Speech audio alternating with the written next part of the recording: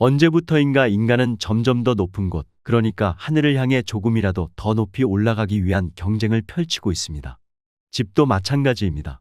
초고층에 대한 열망은 한강변 재건축 재개발 사업에서 지속 중인데 잠실 주공 5단지가 최고 70층으로 확정됐으며 목동과 여의도는 최고 60층 안팎으로 재건축을 추진 중입니다.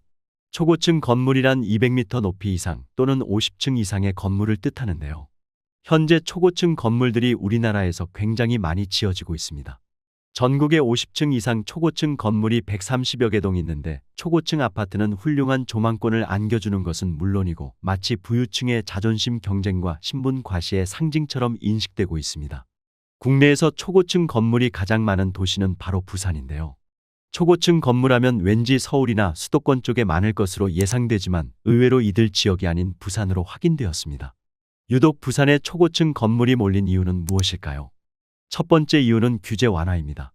실제로 LCT의 경우 건축 허가 당시 부산시가 LCT 부지를 중심미관지구에서 일반미관지구로 변경하면서 높이 제한이 해결됐습니다.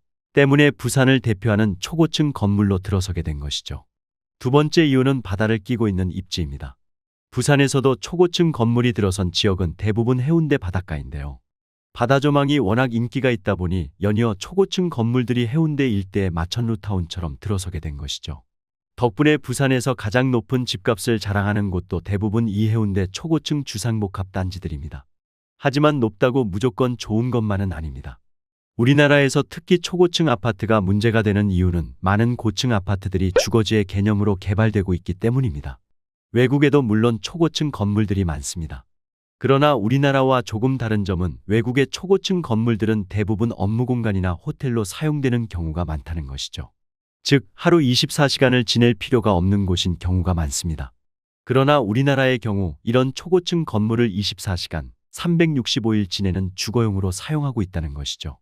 이러한 초고층 건물, 초고층 도시가 생기는 이유를 객관적으로 살펴보면 결국 짓는 주체인 건설회사들이 돈을 벌기 위해 짓는 것입니다. 당연히 건설업체는 이익을 위해 건물을 짓는 것이죠.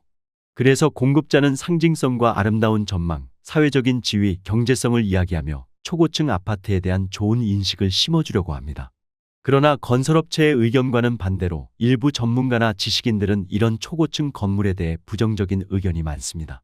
노후의 초고층 아파트가 별로인 이유 첫 번째는 바로 빌딩풍입니다. 건축가들이 말하기를 지진보다 더 무서운 것이 바로 바람이라고 합니다. 바람이 건물 사이를 지나며 더욱 거세지는 현상인 빌딩풍이 큰 피해를 줄 수 있다는 것이죠. 부산대 연구팀이 부산의 대표적인 고층 건물인 해운대 LCT와 마린시티 일대를 대상으로 연구한 결과 LCT의 경우 태풍이 불 때 내륙에 비해 최대 4배 이상의 강한 바람이 주변에서 부는 사실이 확인됐습니다. 이것이 강풍으로 인한 피해가 우려되는 부분인 것이죠. 두 번째는 비용입니다. 초고층 아파트는 일반적으로 고가의 부동산이므로 매매 및 임대료가 높습니다. 따라서 관리 비용이나 유지보수 비용도 상대적으로 높으며 내가 매매하고 싶어도 바로 매매할 수 없는 리스크를 가지고 있습니다. 부동산 중에서도 환금성이 가장 낮다는 것이죠. 내가 노후에 갑자기 큰 돈이 필요한데 내가 가진 유일한 재산인 집이 팔리지 않는다면 힘들어질 수 있는 것이죠. 세 번째는 비상대피 문제입니다. 지진이나 화재, 천재지변과 같은 재난 상황에서 아파트를 빠르게 빠져나오기 어려울 수 있습니다. 재난 상황에서 엘리베이터가 멈추거나 사용이 제한되는 경우에는 더 큰 문제가 될 수 있는데요. 실제로 부산의 마린시티 초고층 주상복합 건물에서 발생한 화재에서는 헬기조차 빌딩에 접근하기 어려워 주민들의 대피에 어려움이 많았습니다. 네 번째는 건강 이슈입니다. 50층 이상의 초고층 아파트에 살 경우 건강에 부정적인 영향을 미칠 수 있다는 연구 결과도 있죠. 물론 이러한 주장이 완전히 검증된 것은 아니지만 고층 아파트에 거주하는 분들이 명확한 병명 없이 피부가 건조하고 빈혈의 두통 등을 호소한다는 이야기 한 번쯤 들어보셨을 겁니다. 여러분은 고층 아파트 증후군이라고 들어보신 적 있으신가요? 높은 건물에 살고 있고 다음 물음에 5개 이상 해당되는 것이 있다면 고층 아파트 증후군일 가능성이 있다고 합니다. 1. 잠들기 전 혹은 일어난 후 오한이 계속 지속된다. 2. 복통이 자주 생기며 오래 지속된다. 3. 이유 없이 눈이 따끔거린다. 4. 감기에 걸린 것처럼 코가 시큰거린다. 5. 손이 저린다. 6. 충분히 수면을 취했음에도 피로하다. 7. 신경이 예민하고 정서적으로 불안하다. 8. 속이 메스껍고 울렁거리며 현기증이 일어난다. 전 국토연구원 원미연 연구원은 16층 이상 고층 아파트에 사는 사람이 5층 이하 저층 아파트 거주자보다 병원에 가는 횟수가 2배 이상 많다고 지적했으며 아파트 주거층 수가 건강에 미치는 영향이란 연구 논문을 통해 고층에 사는 주부가 한 해에 6에서 8회 병원 진료를 받는 것으로 조사돼 저층에 사는 주부들의 연간 진료 횟수 3에서 4회의 2배에 달한다고 밝혔습니다. 또한 초고층 아파트는 도심에서 고층으로 갈수록 배기가스로 인한 공기오염도가 높아져 환기 조성이 불리하고 실내 공기 오염도도 저층보다 높으며 그래서인지 5층 이하의 저층에 사는 사람보다 고층에 사는 사람들이 2배 이상 호흡기 질환과 소화기 질환이 많으며 스트레스에 시달린다는 연구조사 결과도 있죠. 그런데 이처럼 일반적으로 많이 알려진 초고층 건물과 건강과의 상관관계는 사실 초고층 아파트의 문제만은 아닙니다. 폐쇄적인 형태로 지어진 모든 현대 주거 공간의 문제이기도 한데요. 여기서 많은 분들이 모르시는 것 중 하나가 바로 방사능입니다. 사실 방사능 물질은 우리 주변에 항상 존재하고 있습니다. 건물이 있으면 방사능이 있다고 보시면 되는데요. 이런 자연 방사능 때문에 전 세계 인구의 20%는 암에 걸려 죽습니다. 이것은 피할 수 없는 것이죠. 방사능을 완전히 피하고 싶다면 건물이 없는 곳에서 살아야 하는데 이것은 불가능한 이야기입니다. 그런데 이때 밀도가 낮은 공기들이 방사능을 전달하게 되는데 바람이 들어오면 방사능을 가지고 밖으로 나가기 때문에 거의 사라집니다. 즉 창문을 열고 환기만 잘 시킨다면 일상생활 중 발생하는 자연 방사능 수치는 거의 떨어진다고 보시면 되는 것이죠. 그래서 환기가 중요한 이유 중에는 이런 자연 방사능, 대리석이나 가구, 벽 등에서 많이 나오는 라돈 수치를 줄이기 위한 것도 있습니다.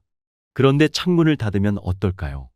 어떤 상황에서도 공기가 갇히는 순간 그때가 방사능 수치가 가장 높습니다. 그래서 신속하게 짧은 시간에 확 열어서 공기를 집어넣고 닫는 자연환기를 시켜야 하는데 보통 30층 이상이 넘어가면 창문을 자주 열기가 어렵습니다. 따라서 우리는 초고층 아파트나 건물에 이런 특성이 있다는 것을 이해하는 것이 필요합니다.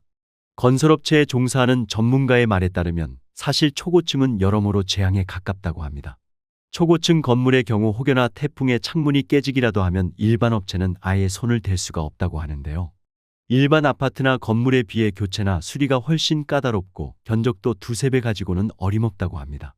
환기가 쉽지 않은 것은 물론이고 관리비도 비싸고 돈이 많아서 이 모든 것에 별 타격이 없다 하시는 분들도 결국 주차와 교통이 문제인데 그 높은 건물에 수많은 사람들이 출퇴근 시간에 한꺼번에 나와야 하다 보니 엘리베이터도 혼잡하고 도로는 하나밖에 없어 주차 문제나 교통 문제가 생길 수밖에 없는 구조라고 합니다.